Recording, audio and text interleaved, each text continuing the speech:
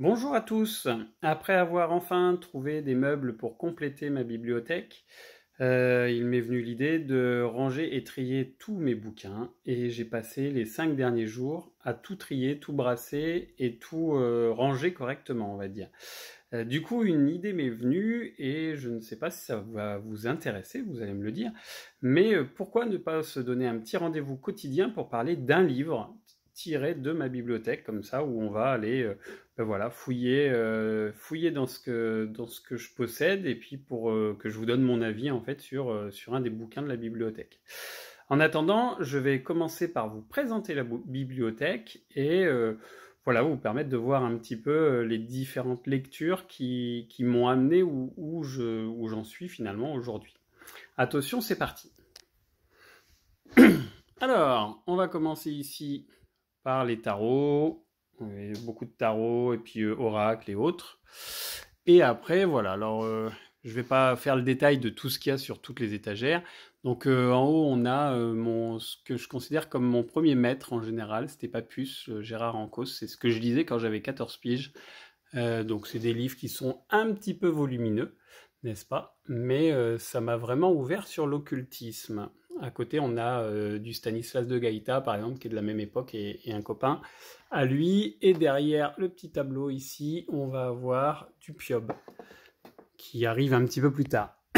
Ensuite, on va avoir Eliphas Lévy, Pierre Christian, Fabre d'Olivet, tous les ésotéristes, on va dire, classiques du 18e, 19e siècle. Donc on a Oswald Wirth aussi, on va avoir Louis-Claude de Saint-Martin, que j'ai moins apprécié, trop gnangnan pour moi. Et Martinez de Pasquali. Ensuite, on a une étagère d'un de mes auteurs favoris qui est Robert Amblin. On a tout ça de Robert Amblin. Et on va avoir après Julius Evola, notamment les volumes Ur et Crur qui sont vraiment excellents en fait dans sa période occultiste. Ensuite, on va avoir mon auteur contemporain favori des années 90. En fait, toutes les années 90, j'étais vraiment un grand fan de Jean-Luc Carrado. Donc, vous pouvez voir que tous les livres qui sont là, jusque celui-là, c'est que du Carrado, en fait. Voilà, après, il y a des ouvrages divers et variés. En dessous, pardon, on va avoir Pierre Manoury. Jusque là, voilà, jusque là à peu près. Et après, d'autres trucs que je savais pas trop où mettre. Et on continue comme ça. En dessous, on a les différentes sagesses, en fait, les différents ouvrages de différentes cultures. On va avoir aussi des ouvrages qui ont trait à la Kabbale, d'autres choses, les écrits les œuvres complètes de Platon aussi. Ici, on va avoir de l'astrologie sur tous les signes, quelques ouvrages sur l'Égypte, tout ça. Un petit Saint-Yves d'Alvèdre ici. Ici, le Corpus Hermeticum, on va avoir aussi Plotin, on va avoir Apulée, on va avoir Pic de la Mirandole, des grands classiques, du Proclus aussi, John Dee, Agrippa, qu'on va retrouver ici et ici pour une édition plus récente, le livre d'Abramelin en anglais, ici, le Picatrix forcément, et quelques autres comme les manuels de magie égyptienne, c'est les oracles chaldéiques en fait, la table d'émeraude, les mystères d'Égypte de Jean Blic, des classiques. Ça c'est une petite collection de classiques aussi, divers et variés. Ici on va avoir de la théosophie avec Blavatsky. On va avoir, ça j'aurai l'occasion de vous faire une vidéo là-dessus, c'est super intéressant en fait, c'est le catalogue de la librairie d'Orbon Aîné, en fait, Bibliotheca Esoterica, en fait, qui permet de recenser tous les livres les plus connus au niveau ésotérique. On va avoir du Durville, ici, du Charles Lancelin, que j'aime beaucoup. Pareil, on parlera d'un des livres ici qui est relativement rare. On va avoir Paul Foucart avec les mystères d'Éleusis. On va avoir du Jules Boucher, du Baron du Poté, des trucs pareils 19e siècle qui étaient assez intéressants. La Fraternité hermétique de Luxor que j'ai pas mal apprécié en fait. Tout un tas d'ouvrages sur la Rose-Croix en général. Ici, voilà. Ici, on a un étage plutôt celtisme. Et puis après, on passe plutôt avec la magie du Nord, avec les runes et tout ça, runologie. Ensuite, ici, ça va être tout un tas de grimoires de toutes sortes, voilà, de toutes toutes origines, plein de grimoires. En dessous, c'est les livres qui m'ont donné le goût en fait de tout ce qui était inexpliqué, paranormal, tout ça. Donc il y en a un paquet aussi. Hein, c'est les livres de l'aventure mystérieuse.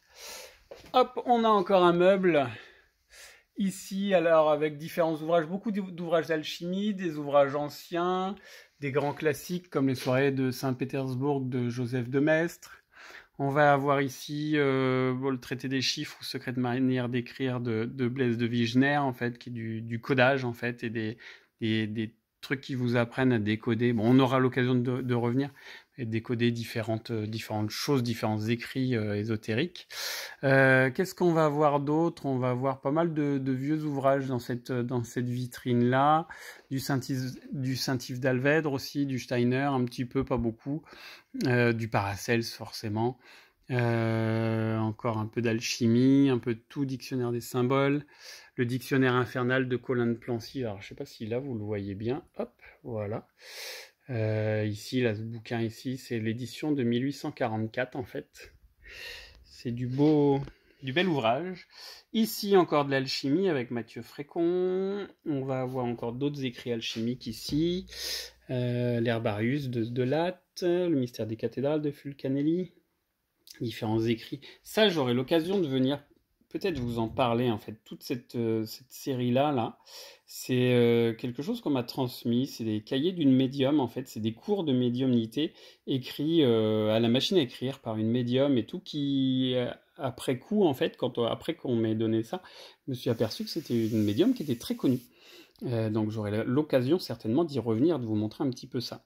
Du Éric Marié, on a encore de l'alchimie, on a l'excellent ouvrage, la réédition en fait de l'Heptarchia Mystica de John Dee par Eric Gazzano, Schweller de Lubix, hop, avec le Temple de l'Homme. Après on a d'autres matières, d'autres sujets, par exemple, là on a la série Le cycle du Graal de Jean Marcal, par exemple.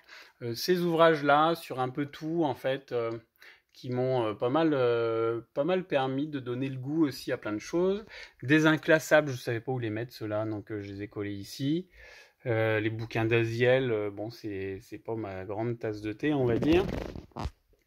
Ici, beaucoup sur l'hypnose et le magnétisme, en fait, parce que voilà, je suis un grand fan d'hypnose. Donc après, en dessous, ici, bah, parce que voilà, vous allez découvrir plusieurs de mes autres passions. En fait, il y a des BD que j'aime beaucoup lire. Ici, c'est toutes les BD de Jean-Luc Istin, en fait, sur les elfes, les mages. Les nains, enfin il y a tout un tas de trucs. En dessous, c'était les ouvrages qui datent de ma période où je m'intéressais aux ovnis. Il y en a quelques-uns aussi. Et c'est encore pas fini. Elle va être hyper longue cette vidéo. Ici, c'est plutôt des ouvrages scientifiques sur la physique quantique, l'astrophysique, les choses comme ça. Ici, on va voir de l'anthropologie. On va voir du Claude Lecouteux, que j'aime beaucoup. Différentes choses. Ici, on va voir quoi? Et on va voir un peu de tout, de l'histoire, beaucoup. Encore un peu d'anthropologie, de sociologie. Beaucoup d'histoire. Ici du chamanisme, on va voir, chamanisme amérindien, pas mal. Du coup, vous voyez aussi un olifant que j'ai peint. En fait, c'est une de mes autres passions que j'ai depuis gamin, en fait, peindre des petites figurines comme ça. Voilà, on a différentes choses sur la sorcellerie aussi. Ici, on va avoir quoi? On va avoir un peu de tout, un mélange. On a du Dion Fortune, par exemple. On va avoir du Jacques Rubinstein. On va avoir pas mal de choses aussi. Ici, bah, ça c'est ma petite étagère où je mets tous les bouquins que j'ai écrits, en fait, leurs éditions étrangères, comme là en brésilien. On va avoir Magie des égrégores, l'édition italienne ici. On va voir le Traité des encens, l'édition québécoise ici. Voilà les ouvrages dont je suis directeur de collection, directeur d'ouvrage. Ici, directeur de collection, c'est cela. Donc voilà, d'autres petits ouvrages un peu inclassables. Ici, des choses diverses et variées, encore une fois, avec du Franz Bardon, différents ouvrages de magie encore. Ici, l'étagère avec Aleister Crowley, la Golden Dawn aussi, et puis la Aurum Solis par là-bas. Ici, pareil, plein de choses gros mélange, on va dire. Ici, un petit mélange avec tout ce qui est un peu parapsychologie, on va dire, vie antérieure, voyage astral. On revient ici avec, parmi mes autres centres d'intérêt, Rennes-le-Château notamment, les cathares que j'aime beaucoup. Ici, c'est de l'astrologie. Alors là, on a plein d'astrologie, plein d'astrologie, plein d'astrologie encore. Oui, je m'intéresse beaucoup à l'astrologie, hein, n'est-ce pas? Encore de l'astrologie, du Denis Labouré, différentes choses après aussi, un petit peu de cabale, notamment avec Viria. Ici, de la radiesthésie, une autre des figurines que j'ai peint. Radiesthésie, géobiologie, différentes choses encore. Ici, ça c'est un gros mélange, différentes choses liées à la magie. Ici, davantage, pareil, des trucs plus par rapport aux prophéties, l'apocalypse, des choses comme ça. Ici, on va avoir quoi? On va avoir du tarot, pas mal de tarot, oracle, voyance, tout ça.